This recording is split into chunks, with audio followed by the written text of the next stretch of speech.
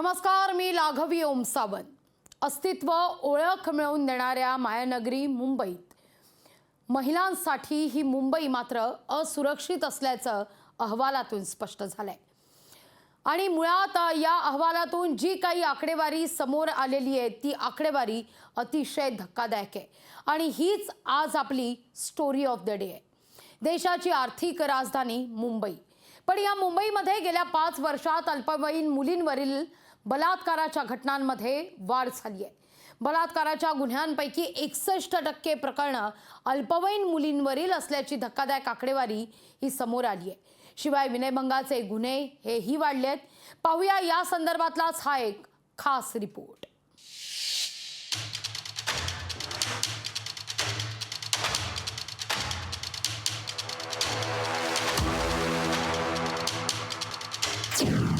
मुंबईत अल्पवयीन मुला-मुलींवरील अत्याचारात वाढ। बलात्कार आणि विनयभंगाच्या घटनाही दुपटीने वाढल्या। प्रजा फाउंडेशनच्या अहवालातून धक्कादायक माहिती। मुंबई शहरातील गुन्हेगारीचं चिंताजनक वास्तव पुढे आलंय। मुंबईतील पोलीस यंत्रणा, कायदा आणि सुव्यवस्थेची सद्यस्थिती 2023 हा प्रजा फाउंडेशनचा अहवाल गुरुवारी प्रकाशित झाला। अहवालानुसार मुंबईतील महिलांवरील वाढत्या अत्याचारांची आकडेवारी चिंताजनक आहेच, शिवाय इतरही गुन्हेगारी प्रवृत्तीत वाढ झाली आहे आणि सायबर तसंच ऑनलाईन फ्रॉड प्रकरणात दुपटीनं वाढ झाली आहे। तर गेल्या 10 वर्षात बलात्कार आणि विनयभंगाच्या गुन्ह्यांमध्ये 130% वाढ झाली। लहान मुला-मुलींवरील लैंगिक अत्याचारांच्या घटनांमध्ये सातत्यानं वाढ होत असल्याचंही समोर आलंय। 2018 साली 889 रेप केसेस दाखल झाल्या, त्यापैकी 570 पॉक्सो केसेस होत्या।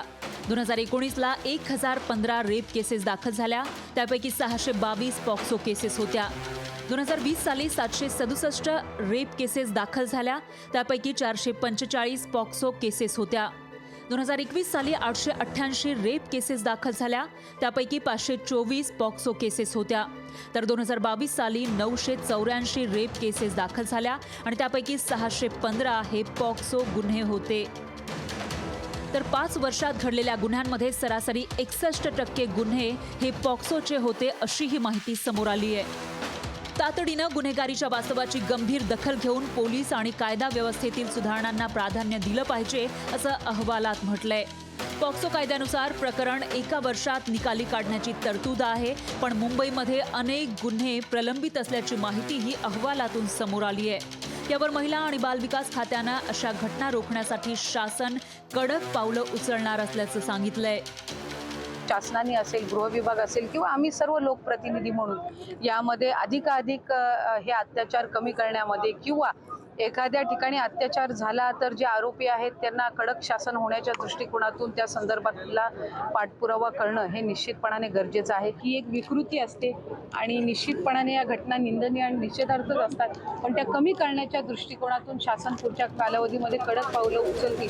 प्रजा फाउंडेशनच्या अहवालातून समोर आलेली आकडेवारी लहान मुला-मुलींच्या पाल्यांना धडकी भरवणारी अशीच आहे। त्यामुळे महिलांसाठी सुरक्षित मानली जाणारी मुंबई महिला आणि चिमुकल्यांसाठी खरंच सुरक्षित आहे का, असा सवाल उपस्थित होतोय। ब्युरो रिपोर्ट, लोकशाही मराठी, मुंबई।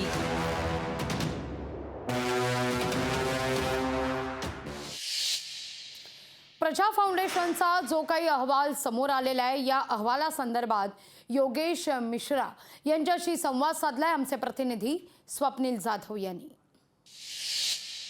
5 वर्षांचा रिपोर्ट प्रजा फाउंडेशनने फाईल केलेला आणि यामध्ये धक्कादायक बाब अशी समोर आले। 61% मुलींवरती, अल्पवयीन मुलींवरती बलात्काराच्या घटना घडलेल्या आणि त्यातील काही केसेस अद्यापही पेंडिंग आहेत, मोठ्या प्रमाणात पेंडिंग आहेत, अशी एक माहिती आहे ती प्रजा फाउंडेशनच्या अहवालातून समोर आली आहे। या संदर्भात जाणून घेण्यासोबत आपल्यासोबत प्रजा फाउंडेशनचे रिसर्च अँड ॲनालिसिस हेड आहेत योगेश मिश्रा, त्यांच्याशी या संदर्भात माहिती घेऊया।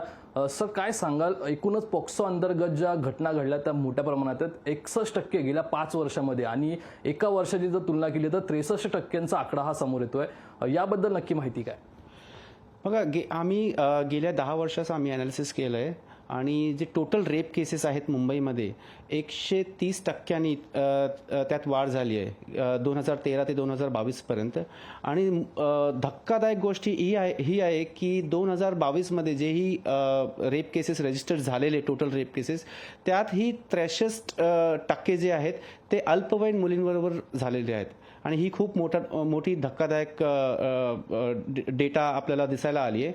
आणि त्यातही जे 73% जे केसेस आहेत 2022पर्यंत ते इन्व्हेस्टिगेशनसाठी पेंडिंग आहेत. आणि पॉक्सो ॲक्ट म्हणतो की जेव्हा जे केसेस पॉक्सो केसेस कॉग्निझन्सला येतात त्या तारखेतून 1 वर्षात त्याचा निकाल लागला पाहिजे. पण आपले एवढे इन्व्हेस्टिगेशन जर पेंडिंग असतील पण आपण कसं ते पॉक्सो ॲक्टला फॉलो करावा हे एक मोठा प्रश्न आपल्याला विचारला पाहिजे गव्हर्नमेंटला. मग आणि ते जे इन्व्हेस्टिगेशन युनिट आहेत तेही आपल्याला बघायला पाहिजे की त्यात कमतरता किती आहे. व्हिडिओ जर्नलिस्ट विनीत पेडणेकरसह स्वप्नील जाधव, लोकशाही मराठी, मुंबई. या सगळ्याविषयी बोलण्याकरता महिला कार्यकर्त्या प्राध्यापिका प्रतिमा परदेशी आपल्यासोबत थेट जोडल्या गेलेल्या आहेत. प्रतिमाताई नमस्कार. खरं तर ओळख आपलं अस्तित्व सिद्ध करणारी स्वप्न नगरी म्हणून या मुंबईकडे पाहिलं जातं, पण हीच मुंबई अल्पवयीन मुलींकरता मात्र अतिशय धोकादायक ठरतीये. अल्पवयीन मुली या मुंबईत असुरक्षित असल्याचं आता या अहवालातून स्पष्ट झालेलं आहे. खरं आहे, तुम्ही म्हणतायत त्या अहवालातून आलेलं जे वास्तव आहे ते अत्यंत भयावह आहे. आणि मुंबईसारख्या महानगरीत गेल्या 10 वर्षात ज्या पद्धतीनं अल्पवयीन मुलींवर शारीरिक अत्याचार होतात ही अत्यंत गंभीर बाब आहे. पण दुसरीकडे अल्पवयीन मुलींवर होणारे बाल्यांवर होणारे हे अत्याचार आहेत त्याचं आपल्याला नेमकं विश्लेषण केलं तर असं उत्तर सापडतं की महानगरांमध्ये किंवा मोठ्या शहरांमध्ये इतर ठिकाणहून स्थलांतर होत आलेल्या फॅमिलीज खूप मोठ्या प्रमाणावर आहेत. आणि त्याच्यातून या लहान जे पाल्य आहेत त्यांना त्यांच्या कुटुंबाचं, ओळखीच्या लोकांचं, जाणणाऱ्या लोकांचं जे एक सुरक्षा कवच प्राप्त होतं ते यांना मिळत नाही. म्हणजे त्या मुली जणू काही अत्याचाराला उपलब्ध आहेत अशी एक मानसिकता दिवसेंदिवस आपल्याला घडत जाताना दिसते. ही अत्यंत गंभीर गोष्ट आहे. म्हणून सुद्धा हे गुन्हे आपल्याला वाढताना दिसतात. दुसरीकडे विशेषतः महामारीनंतर म्हणजे पोस्ट कोविड आपण पाहिलं, खुद्द कोविडच्या काळामध्ये सुद्धा आपण सर्वजण घरात बंदिवान होतो पण तरीही महिलांवर होणाऱ्या लैंगिक अत्याचारांची संख्या सर्वाधिक त्या 3 महिन्यांमध्ये आपल्याला वाढलेली दिसली. तर एकूण स्त्रियांच्या देहाकडे बघण्याची उपभोगवादी दृष्टी, लहान मुलं मुली ही सॉफ्ट टार्गेट ठरत जाणं कारण की ते आवाज उठवू शकणार नाहीत ही त्याच्या मागची आहे. आणि लहान मुला मुलींवर असे अत्याचार झाले तर कुटुंबाच्या मनामध्ये विशेषतः आई वडील आणि नातेवाईकांच्या मनामध्ये ही एक भीती असते की प्रकरण बाहेर आलं तर आपली खूप मोठी सामाजिक मानहानी होईल, आपली बदनामी होईल आणि पुढे त्या मुलाच्या भवितव्याचं काय असे गंभीर प्रश्न हे फॅमिली समोर आवासून उभे असतात. आणि म्हणून कायदा असताना सुद्धा बरेचदा या गोष्टी नोंदवल्या जात नाहीत. आपण जी चर्चा करतोय ती नोंदवलेल्या गुन्ह्यांची आहे पण हे गुन्हे ह्याच्यापेक्षा संख्येने जास्ती असण्याची शक्यता आहे जे भीतीपोटी नोंदवले गेलेले नाहीत. हे एक भयंकर वास्तव आपल्या समोर आहे. आणि हे बदलायचं असेल मुळात जी मानसिकता आहे जी पितृसत्ताक मूल्यातून येते त्याला धक्का बसला पाहिजे, त्याच्यामध्ये बदल झाले पाहिजेत. त्याशिवाय म्हणजे हा केवळ कायदा आणि सुव्यवस्थेचा प्रश्न नाही, कायदा कडक करणं, लवकर निर्णय देणं, सरकारचा हस्तक्षेप असणं या प्राधान्याच्या महत्वाच्या गोष्टी आहेतच. पण दीर्घकालीन त्याचं उत्तर समाजामध्ये असणाऱ्या पुरुषसत्ताक मूल्यांच्या विरोधातलं प्रबोधन होणं गतिमान आहे. ते टेक्स्ट मधून, शालेय अभ्यासक्रमातून, महाविद्यालयीन अभ्यासक्रमातून या प्रश्नांची जाण निर्माण होईल. स्त्रियांच्या देहाकडे स्वाभाविकपणे पाहण्याची दृष्टी निर्माण करणं ही गरजेची गोष्ट आहे. हे मला या निमित्तानं सांगावंसं वाटतंय.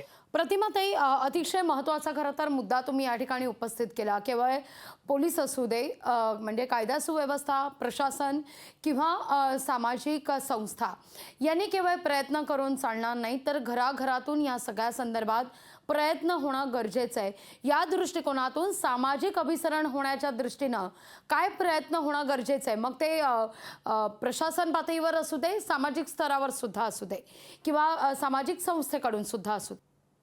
पहिली गोष्ट मी जसा आता उल्लेख केला, हे लहानपणापासून या गोष्टी आपल्याकडे बरेचदा होतं की लैंगिक असं कोट कोट करणं, त्याला अश्लील मानणं किंवा मुली वयात येत असताना होणाऱ्या बदलांची खुल्यापणे चर्चा न करणं आणि याच्यातून मुळात आपल्यावर कोण कुठल्या दृष्टीने पाहतंय ह्याची जाणीव होण्यासाठीच्या गोष्टी आपल्याला वेगवेगळ्या पातळ्यांवर होण्याची गरज. म्हणजे अलीकडे खूप लोक गुड टच, बॅड टच या पद्धतीनं प्रशिक्षण देतात. बरोबर. त्याच्या सकट मुळात आपल्याकडे पाहणारी व्यक्ती काय ह्यानी पाहते त्याचा स्पर्श समजणं हे कळलं पाहिजे. कारण अत्याचारांच्या या सगळ्या घटनांमध्ये कुणीतरी अनभिज्ञ माणूस त्यांच्यावर अत्याचार करतो असं नाहीये. तर ती व्यक्ती माहितीतली आहे, ती भोवतालचीच असते बरेचदा. आणि त्यामुळे असे अत्याचार जर भोवतालच्या किंवा परिचितांकडून होणार असतील तर त्यांना ओळखण्याची एक आपल्याला समज ही लहानपणापासून दिली गेली पाहिजे. हा एक त्याच्यातला उपाय. दुसरी गोष्ट, असे जे स्त्रियांच्या देहाकडे उपभोगवादी पद्धतीनं पाहणारे जी वेगवेगळ्या कथा, कहाण्या, टेक्स्टबुकांमध्ये आलेल्या गोष्टी, याची चिकित्सा करण्याचं माइंड तयार झालं पाहिजे. तुम्ही पाठांतरवादी अभ्यासक्रम केला तर ते होत नाही.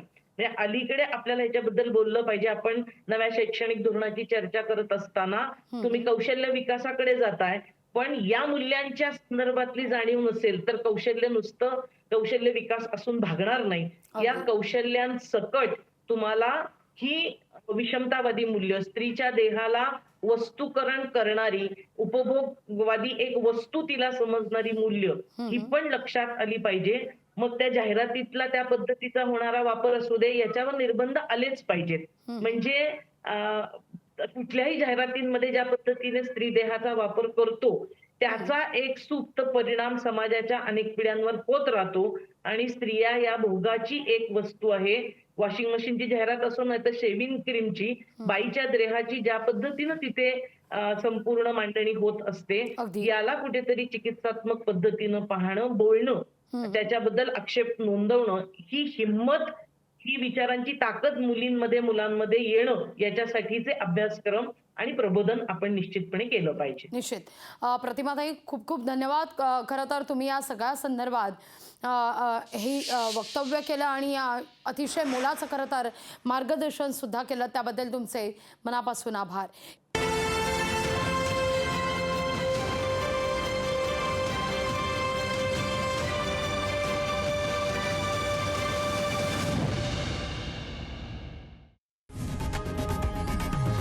लोकशाही मराठी ऐका, पहा, जागरूक रहा.